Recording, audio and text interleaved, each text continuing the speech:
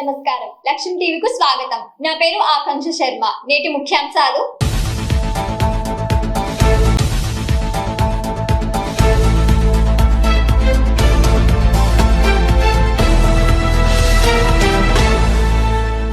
నేరస్తులను urban పోలీసులు arrest చేశారు. మేడికొండూరు మండలం పాలడుగు గ్రామంలో హనుమంతరావు అనే వ్యక్తి ఇంట్లో తాళాలు పగలగొట్టి బంగారం, వెండి అపహరించిన రాంబాబు, వెంకటేష్, విజయ్ అనే పాత నేరస్తులను అరెస్ట్ చేసినట్లు ఎస్పీ వకుల్ జిందాల్ వెల్లడించారు.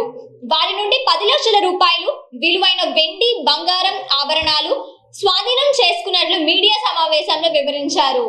అదే ఇప్పుడు వాళ్ళ మీద షీట్ ఎక్కడైతే ఉందో, షీట్ విజయవాడలో ఉంది. సో పక్క జిల్లాలో ఉంది. కానీ ఇప్పుడు మనం కొత్తగా ఒక ఎఫ్ఆర్ఎస్ సిస్టమ్ ఒకటి ఇంట్రడ్యూస్ చేసాము. సో ఏదైతే మనకి కెమెరాస్ ఉన్నాయో, సీసీటీవీ కెమెరాస్, దాంట్లో పాత దొంగలు ఎవరైనా అక్కడ మన ఆ కెమెరాల్లో కనపడితే ఫేస్ రికగ్నిషన్ కూడా అవుతుంది. సో పాత దొంగలు ఏమైనా తిరుగుతున్నారు అనేది మనకి అలర్ట్ వస్తుంది. సో దాంతో మనకి స్టేట్ వైడ్ ఎవరైతే ఇప్పుడు పక్క జిల్లాలో ఉన్న అఫెండర్స్ కూడా వాళ్ళ గురించి మనకి తెలియదు. పక్క జిల్లాలో ఎవరైతే ఉంటారో వాళ్ళకి షీట్స్ పక్క జిల్లాలో ఉంటాయో వేరే జిల్లాలో ఉంటాయో అది మనకి తెలియవు. కానీ వాళ్ళను ఇప్పుడు ఎఫ్ఆర్ఎస్ సిస్టమ్ ద్వారా, అది స్టేట్ డేటాబేస్ కాబట్టి మనకి కూడా దానికి సంబంధించి అలర్ట్స్ వస్తాయి. సో దాంతో మనకి ఇట్లాంటి జరగకుండా ఉండేదానికి అవకాశం ఉంటుంది. ఎన్టీఆర్ స్టేడియంలో ఈ రోజు దివ్యాంగులకు ఆటల పోటీలు నిర్వహించారు. పోటీలను రాష్ట్ర గ్రంథాలయ పరిషత్ చైర్మన్ గోనగుంట్ల కోటేశ్వరరావు ఆరంభించారు. డిసెంబర్ 3న దివ్యాంగుల దినోత్సవాన్ని పురస్కరించుకొని ఈ పోటీలు జరిగాయి. విభిన్న ప్రతిభావంతుల శాఖ ఏడి దుర్గాభాయ్ ఆధ్వర్యాన జరిగిన ఈ పోటీల్లో వివిధ ప్రాంతాల నుంచి వచ్చిన దివ్యాంగులు ఉత్సాహంగా పాల్గొన్నారు. రన్నింగ్ తదితర పోటీల్లో పాల్గొన్న దివ్యాంగులను గోనగుంట్ల అభినందించారు. దివ్యాంగులకు అన్ని రంగాల్లో సముచిత వాటా కల్పించిన దేవుడు సీఎం చంద్రబాబు అని కొనియాడారు. పేరు వెలుగు సుప్రసాద్, విభిన్న ప్రతిభావంతుల గుంటూరు జిల్లా అధ్యక్షుడిని. అయితే గత ప్రభుత్వం అంతర్జాతీయ వికలాంగుల దినోత్సవం సందర్భంగా ఈరోజు 29వ తారీఖు గుంటూరులో గౌరవనీయులైన ఏడీ గారు విభిన్న ప్రతిభావంతులకు ఆటల పోటీలు జరుపుతున్నారు. దీనికి కారణం ముఖ్యంగా నారా చంద్రబాబు నాయుడు గారు, పవన్ కళ్యాణ్ గారు, నారా లోకేష్ గారు, కూటమి ప్రభుత్వం. ఎందుకంటే గత ప్రభుత్వంలో జగన్మోహన్ రెడ్డి గారు ఈ విభిన్న ప్రతిభావంతుల దినోత్సవం జరిపిన దాఖలాలు లేవు. దాని గురించి ఎన్నోసార్లు కూడా మేము ప్రెస్ మీట్ ఇవ్వటం జరిగింది, ఎన్నోసార్లు అడగటం కూడా జరిగింది. అయితే 1,00,00,000 బడ్జెట్ మాత్రం కేటాయించి ఏదో నామకే వాస్తుగా 4 పిల్లల్ని పిలిపించి చేశారు. కానీ ఈ ప్రభుత్వం చేసినట్టు, కూటమి ప్రభుత్వం చేసినట్టు ఎప్పుడు చేయలేదు. 26 జిల్లాలకు గాను ఒక్కో జిల్లాకి 4 లక్షల రూపాయలు బడ్జెట్ రిలీజ్ చేసిన ఘనత నారా చంద్రబాబు నాయుడు గారికే దక్కిద్ది. విభిన్న ప్రతిభావంతులు అంటే నారా చంద్రబాబు నాయుడు గారికి ఎంత ప్రేమో, మళ్ళీ అదే విధంగా ఈ డిసెంబర్ 3వ తారీఖే వికలాంగుల దినోత్సవానికి బడ్జెట్ బండ్లకు కూడా, మోటార్ వాహనాలకు కూడా బడ్జెట్ వదిలి మోటార్ వాహనాలు కూడా తయారు చేపిస్తున్నారు నారా చంద్రబాబు నాయుడు గారు. ఆ బండ్లు కూడా అది స్కూటీ పెప్పులు కాకుండా, స్కూటీ పెప్పులు జగన్మోహన్ రెడ్డి ప్రభుత్వం ఎలాగైతే 11కు దిగజారిందో ఆయన ఇచ్చిన స్కూటీ పెప్పులు కూడా అలాగే పటాపంచలైపోయి వికలాంగులకి ఎటువంటి ఉపయోగం లేకుండా పడిపోయినాయి. కానీ నారా చంద్రబాబు నాయుడు గారు మళ్ళీ అధికారంలోకి రాగానే వికలాంగులకు సంబంధించి హోండా యాక్ట్ వాళ్ళు మళ్ళీ ఆయన ఇచ్చిన బండి 10 సంవత్సరాలు, ఆయన విజను 72 సంవత్సరాలైనా సరే మేము ఆయన ఇచ్చిన బండితో ఇప్పుడు 10 సంవత్సరాలైనా సరే మేము ఇది వాడుతున్నాము. ఆయన ఏది చేసినా విజనరీగా ఉంటుంది. నారా చంద్రబాబు నాయుడు గారు విభిన్న ప్రతిభావంతుల మీద చూపిన ప్రేమకి మేము ఎంతగానో హర్షిస్తున్నాము. జిల్లా ఆదోని సమీపంలో 2 కార్లు ఢీకొన్నాయి. ఈ ప్రమాదంలో 5 వ్యక్తులు అక్కడికక్కడే మృతి చెందారు. మృతుల వివరాలను పోలీసులు ఆరా తీసుకున్నారు. అతివేగం, మంచు, నిద్రమత్తుతో ఈ ప్రమాదం జరిగి ఉండవచ్చని పోలీసులు వెల్లడించారు.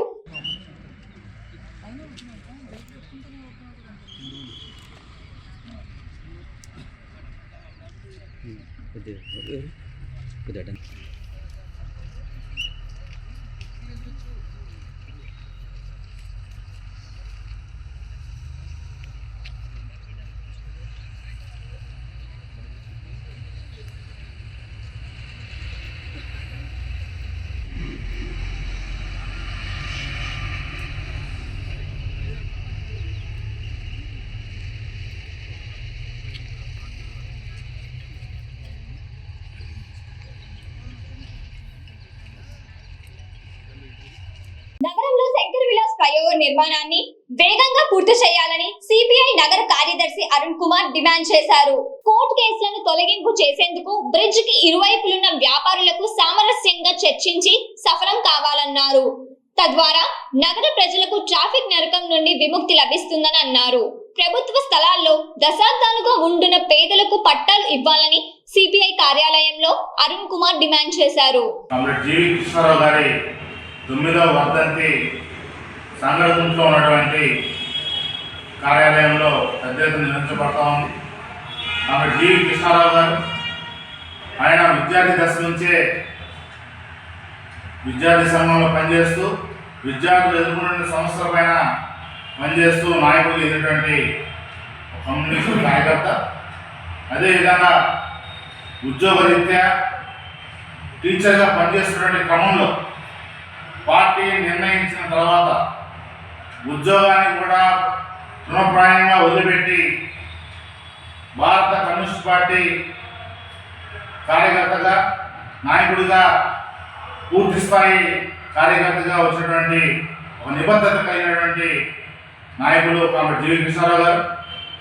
జీవి కృష్ణారావు గారు ప్రధానంగా ముఠా కార్మికులు ఎదుర్కొంటున్నటువంటి సమస్యలపైన వారి యొక్క మెరుగైన జీవితాల కోసం వారి మెరుగైన కుటుంబాల యొక్క జీవితాల కోసం అనేక పోరాటాలు సంఘాలు నిర్మించినటువంటి గొప్ప నాయకుడు.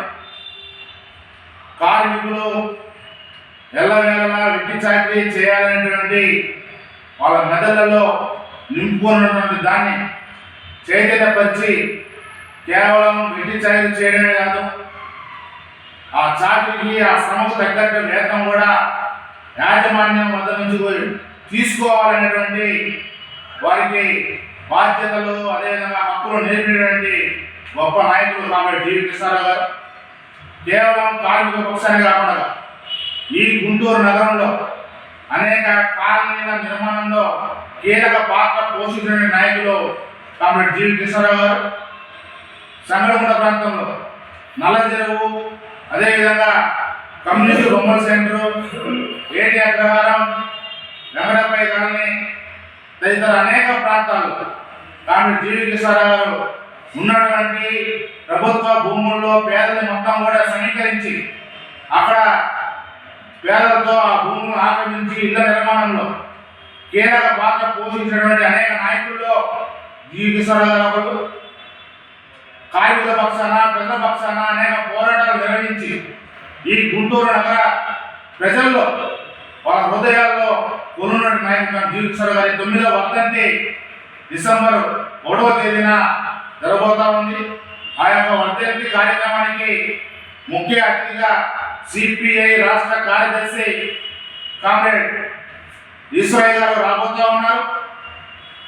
సిపిఐ నగర సమితి సభ్యులు, సానుభూతి పరులు, కార్యకర్తలు అందరూ కూడా ఆ యొక్క వర్ధంతి సభలో పాల్గొని జయప్రదం చేయవలసిందిగా కోరుతా ఉన్నాం. పెన్షన్ ను 2-3 రేట్లు పెంచి దివ్యాంగులకు దైవంలా సీఎం చంద్రబాబు నిలిచారని జిల్లా దివ్యాంగుల సంఘం నేతలు శివప్రసాద్, దుర్గారావు ప్రకటించారు. దివ్యాంగుల క్రీడా ప్రాంగణంలో గ్రంథాలయ పరిషత్ చైర్మన్ గోనుగుండ్ల కోటేశ్వరరావుతో కలిసి ట్రై మోటార్ సైకిల్స్ ర్యాలీ సాగించారు. ఈ సందర్భంగా సీఎం చంద్రబాబు ఫోటోకు నీరాజనాలు పలికారు. నాణ్యమైన స్కూటీలను, ఖాళీ ఉద్యోగాలను, ఉపాధి రుణాలను హితోధికంగా అందిస్తున్న సీఎం చంద్రబాబుకి జీవితాంతం రుణపడి ఉంటామని అన్నారు. అలాగే దివ్యాంగుల క్రీడా పోటీలకు లక్షల నుండి 4 లక్షలకు పెంచిన ఘనత సీఎం చంద్రబాబుదే అని శివప్రసాద్, దుర్గారావు పేర్కొన్నారు. ఆంధ్రప్రదేశ్ రాష్ట్రంలో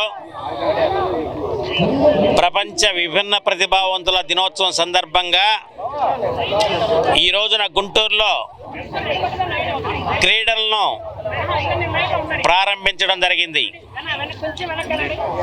గత 5 సంవత్సరాలు ఈ యొక్క కార్యక్రమాలు లేకుండా జరిపినటువంటి గత ప్రభుత్వానికి భిన్నంగా చంద్రబాబు నాయుడు గారు ముఖ్యమంత్రి అయిన తర్వాత దాదాపుగా 4 లక్షల రూపాయలతోటి విభిన్న ప్రతిభావంతుల దినోత్సవం అయినటువంటి డిసెంబర్ 3వ తారీఖున చాలా ఘనంగా నిర్వహించడానికి ప్రతి ఒక్క జిల్లాకు 4 లక్షల రూపాయలు కేటాయించి ఆనందంగా పండుగను జరుపుకోమని చెప్పినటువంటి ఆంధ్రప్రదేశ్ ముఖ్యమంత్రి, మాకు కనిపించే దేవుడు చంద్రబాబు నాయుడు గారికి రాష్ట్రంలోని విభిన్న ప్రతిభావంతులందరి తరపున నేను వారికి ధన్యవాదాలు తెలియజేస్తా ఉన్నాను. దాంట్లో భాగంగా ఈ రోజున ఈ యొక్క గుంటూరు ఎన్టీఆర్ స్టేడియంలో క్రీడలు నిర్వహించి 3వ తారీఖున వీరందరికి కూడా బహుమతులు ఇవ్వటం జరుగుతుందని తెలియజేస్తా ఉన్నాను. నిజంగా చంద్రబాబు నాయుడు గారంటేనే విభిన్న ప్రతిభావంతులకి ఏమి చేయాలన్నా కూడా చంద్రబాబు నాయుడు గారు చేస్తారు. చూశారు కదా, 3,000 రూపాయలు ఉన్నటువంటి పెన్షన్ని 6,000 రూపాయలు చేశారు.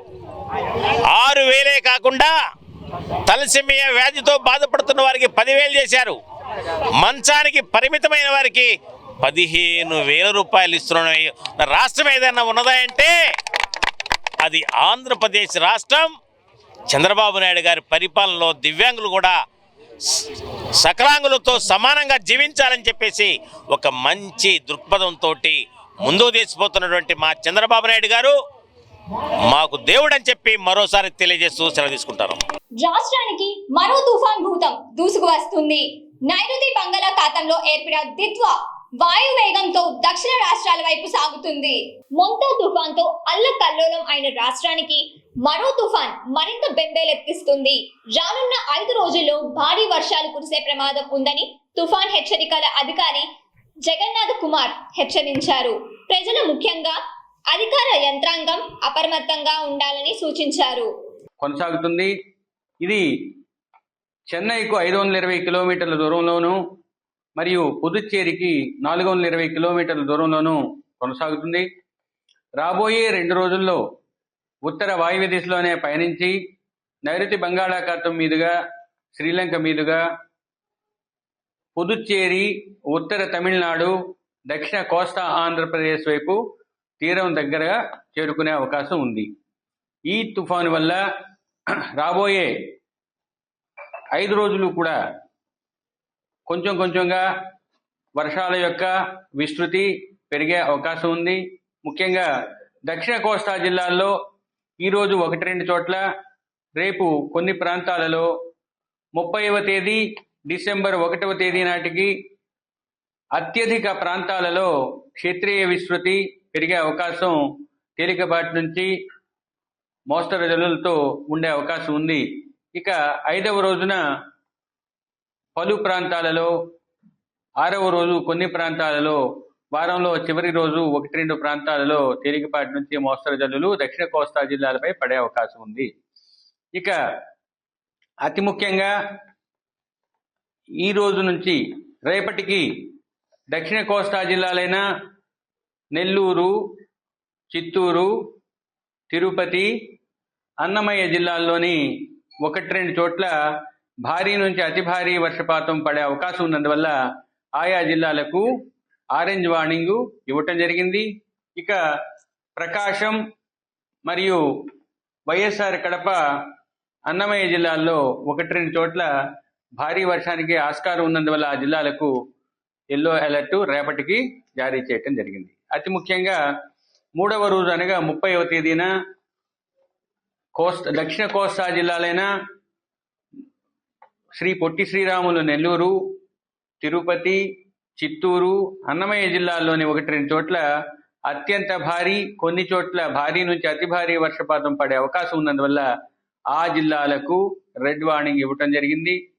ఇక ప్రకాశం మరియు వైఎస్ఆర్ కడప జిల్లాలకు 3వ రోజు అనగా 30వ తేదీన భారీ నుంచి అతి భారీ వర్షానికి అవకాశం ఉన్నందువల్ల ఆ జిల్లాలకు ఆరెంజ్ అలర్ట్ 3వ రోజు అనగా 30వ తేదీ నాటికి ఇవ్వటం జరిగింది. ఇక కృష్ణా, ఎన్టీఆర్, పల్నాడు, గుంటూరు, బాపట్ల మరియు నంద్యాల, అనంతపూర్, సత్యసాయి జిల్లాలకు 3వ రోజు అనగా 30వ తేదీన భారీ వర్ష సూచన ఉండటం వలన ఎల్లో వార్నింగ్ ఇవ్వటమైంది. 4వ రోజు అయిన 1వ తేదీన దక్షిణ కోస్తా జిల్లాలతో పాటుగా వైఎస్ఆర్ కడపలో 1-2 చోట్ల భారీ వర్షానికి అవకాశం ఉంది. కాబట్టి ఆ జిల్లాలన్నింటికీ కూడా ఎల్లో అలర్ట్ జారీ చేయడం జరిగింది.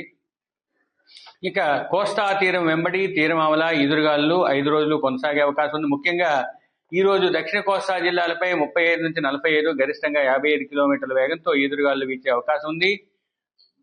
సాయంత్రానికి 50 నుంచి 60, గరిష్టంగా 70 కిలోమీటర్ల వేగం వరకు ఈదురుగాలు వీచే అవకాశం ఉంది.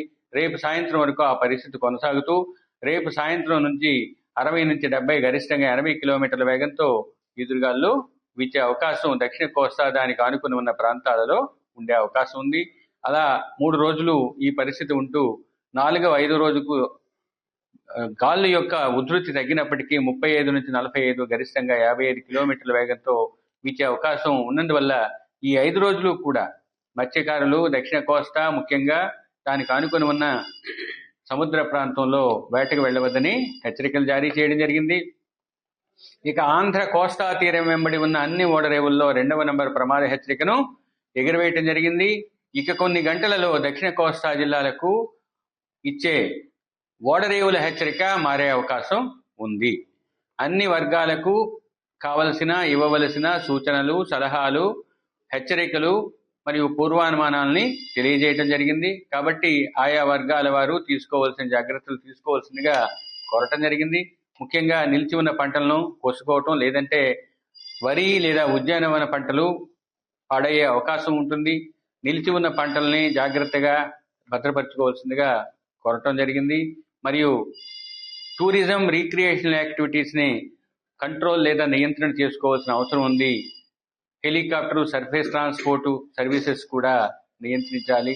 కాబట్టి ప్రజలు తమకు తెలిసినంత వరకు సరైన జాగ్రత్తలు తీసుకోవటం, లేదా భారత వాతావరణ శాఖ లేదా మిగతా ప్రభుత్వ యంత్రాంగాలు సూచించిన విధంగా సరైన జాగ్రత్తలను తీసుకోవాల్సిందిగా కోరడం జరిగింది. పుకార్లు, వదంతులు నమ్మొద్దని ఇంకొకసారి చెప్పడం జరిగింది. తూర్పు ఎమ్మెల్యే నసీర్ అహ్మద్ ఈ రోజు 11వ డివిజన్ లోని పలు లైన్లలోని కాలువలు, రోడ్లు పరిశీలించారు. అధ్వానంగా ఉన్న రోడ్లను, కాలువలను గుర్తించారు. నూతనంగా నిర్మాణాలకు ప్రతిపాదనలను సిద్ధం చేయాలని ప్రజా ఆరోగ్య ఇంజనీరింగ్ విభాధికారులను ఆదేశించారు. అలాగే పరిసరాల పరిశుభ్రత చర్యలకు ప్రజలు కూడా సహకరించాలని ఎమ్మెల్యే నసీర్ కోరారు.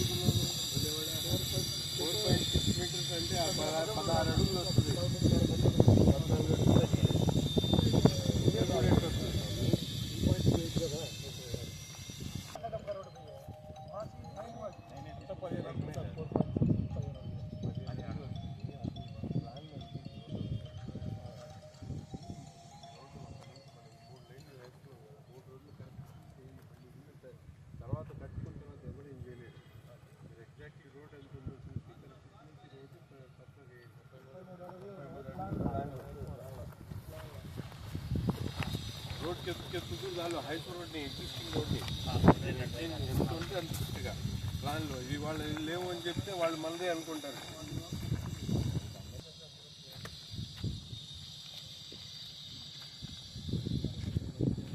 बड़ा डेवलपमेंट है करे नहीं है आटा मुझे को रख ले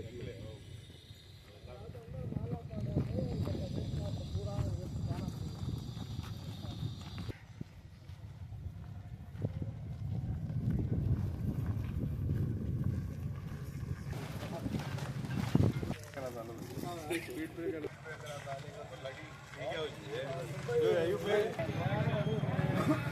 ठीक है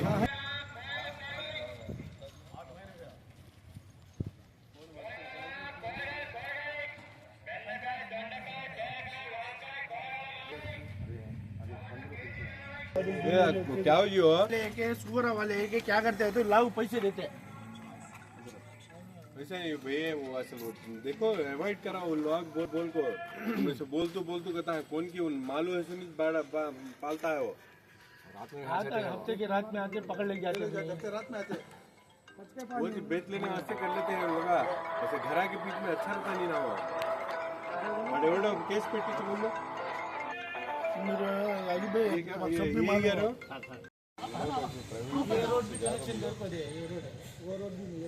वो किसका प्लाट कनेक्शन करना है तो उसमें हाड़ा कौन है अभी या तो कोई जो फिर लेफ्ट रोड है सीधा